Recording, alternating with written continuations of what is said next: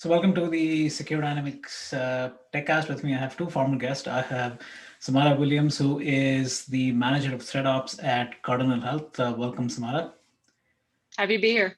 And I have Damien Chung, also a former guest, who is the business information security officer at Netscope. Welcome back, Damien. Yeah, thanks for having me back. So the topic is healthcare. Both of you are steeped in that. So we're going to talk about team building as well as how healthcare professionals can plan for the future when it comes to cybersecurity. So the first question is, we talk about these verticals. Again, having been on the vendor side for a long time, you kind of categorize these verticals and you talk about cybersecurity in general. What is so unique about healthcare that people sometimes lose awareness? Let's start with you, Samara. Oh man, so I love healthcare. So I don't know if I told you this, Ashwin, but a long time ago, I was a part of this like internship where I got to rotate through a ton of different companies, all different industries, work in their cybersecurity departments. And I think what I noticed about healthcare is that outside of just sort of regular business driving all things cybersecurity, it's even more. It's even outside of that, right? It's patience and sort of the call to purpose and things like that. So it's almost and I don't know if others would agree with me, but it's almost a little bit of an easier pill to swallow because you know that business is driving something larger than just money or things like that. So yeah, so I think I got into healthcare security because it was like a larger purpose, like you're saying, right? And so spent that part of my career trying to make things better. Obviously when you're in cybersecurity, you have lots of options, lots of other verticals. Healthcare is just special because we're always playing catch up. We always seem to be playing catch up on that front and trying to be more efficient and saving patient lives or not impacting them like we've seen in the news recently, where ransomware is potentially taking a life, right? Right. So I think healthcare is just that much more impactful, and you're always the underdog. I'd say you're always the underdog and always challenged with trying to be more efficient at security. Yep. Yeah, that's a great perspective. I haven't really thought about it and the greater purpose, but now that both of you mentioned, I think that makes it pretty obvious. But the next question is, again, given this backdrop, when you go hiring for individuals, right, do you also have a much higher barometer in terms of, are they just looking a cybersecurity gig or do they have something bigger in mind? And sometimes people don't have that bigger until they get in. So how do you kind of evaluate who's in, who's not? That's a good point. I was always focusing on other teams inside of the system already. So if you already have an IT person that showed interest in security, or even some of these technicians that work with the biomed devices, they're actually pretty technical. And so if they have a drive to want to learn and be part of security, we would always entertain that first, right? Because it's not necessarily about how much they know, but what's their potential. If they already know the environment, they already know the nuances of healthcare and patient care, I think they can add a lot of value to a security organization. So we would always look internal first, but I would say 100%, even 150% is all attitude and passion and being able to pick up on new concepts. Because as you know, security is always evolving.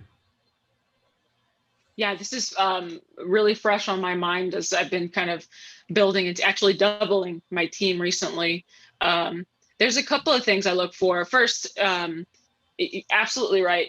Healthcare experience is paramount. I've got two people on my team right now, 20 years at Cardinal Health. They know the business, they have contacts, and it's really, really helpful to have that on a team, especially in a cybersecurity org where you need those partnerships and you can't get anything done without some of them, right?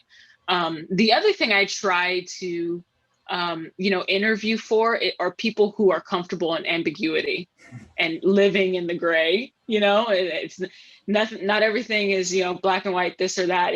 Sometimes it's living in that unknown, but also feeling relatively comfortable in it. We could spend an entire week working on something for it to just change in a second, right? So being adaptable, being comfortable with ambiguity, continuing to move forward, being driven by that purpose. I think it's really important on a cyber team in healthcare. So focusing a little bit on the vendor side, I know now you have a vendor role to play, Damien. But given this backdrop in terms of the buying community and also the people behind it, how does a vendor now kind of play into that? I mean, there's clearly the regulatory aspect of it, but you kind of check that box. But again, is there a larger purpose as a vendor coming in to kind of make sure that the customers that you're serving are also fully protected and you're going above and beyond what the expectation is? Yeah, I mean, when I used to work with vendors on the customer side, it really wasn't so much about buying and selling. It was about partnerships. And, even on this side, when I'm working with customers or potential customers, it's always about strategically, how can we make your team better or make your security system and program better, more efficient? That's what it comes down to. I've never walked into any meeting with a security team, whether it's healthcare or any other vertical, and tried to sell them something that just doesn't fit. It's all about that vision and talking about how to build that program and become their partner. Being on the customer side and then coming to the vendor side is very eye-opening, or you come with a different perspective, because now you understand what that value is, you understand what's important to you, and you learn from all of the good vendors and sales reps that you've had, and those partnerships that have been built and maintained through these years. I try to mimic those, right? I want to always be remembered as, hey, Damien was a good partner in helping build my program, and that's what it comes down to. So Samara, I mean, a lot of your vendors probably don't have the luxury and the expertise that Damien has, having seen both sides. So as a vendor, if I'm a vendor trying to pitch to Cardinal Health and this digital-only universe, I have only so many tools, right? I have LinkedIn InMail, I have phone, I have spamming. So what have you seen work that actually gets Samara's attention? I hope people don't think of me differently when I say this, but what's worked. So swag is one. Giving Samara a hoodie and she will give you the time of day, no problem. I've seen where people have used like gift cards also. Gift cards just staring at you in the face, you're gonna do it, right? But I actually did one the other day, and towards the end it makes you schedule something on their calendar, and I was like, this is genius. I've got to do it. You know what I mean? But on a more serious note, I tend to give most vendors the time of day, right? If they pay attention and they spell my name correctly and they don't use the automated LinkedIn sort of, I have my middle initial LinkedIn with my first name so that I can tell when people are using that sort of automated kind of thing. Those are generally people I do not respond back to.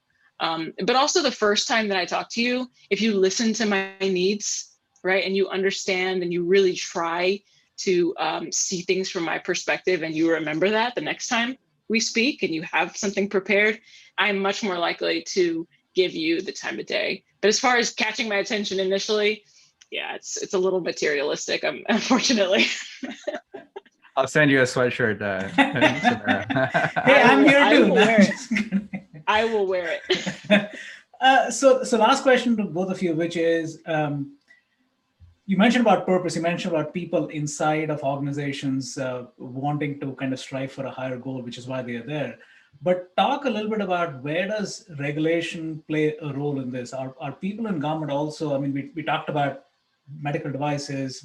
Obviously, Damon, you and I chatted previously about SMBs and the inability for them to attract either talent or have the expertise, but yet they collect a lot of patient data, right? So is there a higher calling for the regulatory bodies to actually make sure that they're dotting the I's and crossing the T's so that people who follow the letter of the law know that they're being protected?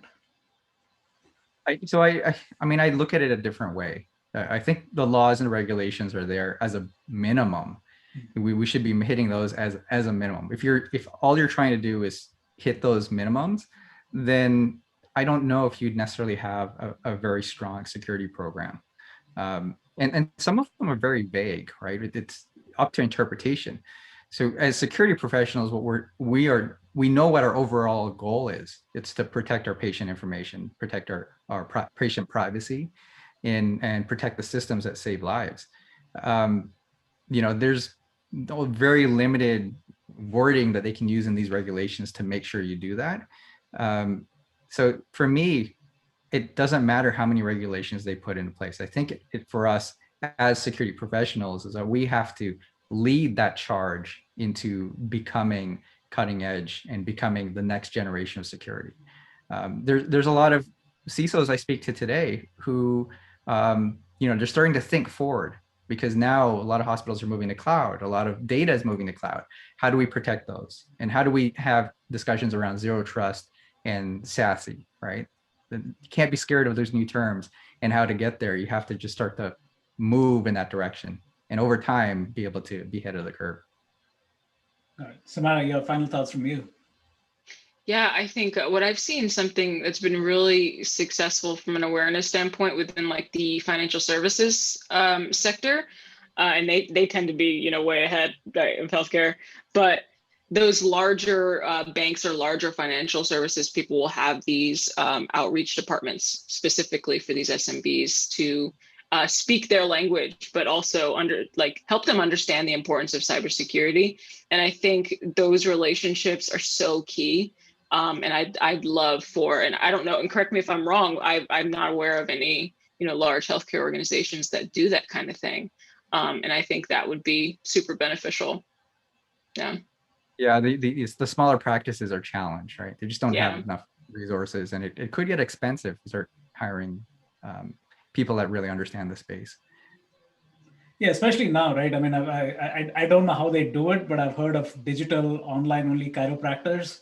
It's like I said, I have no idea how they administer that. But the point is, there is a lot of data that's being collected right now. And to your point, if they don't have the know-how, I mean, you're just sitting on patient information, right? That when you mentioned ransomware, there's so many other ways to get to that. So it is a challenge. So again, thank you for your time, Damien. Thank you for your time, Samara. Yeah, it was great. Thank you.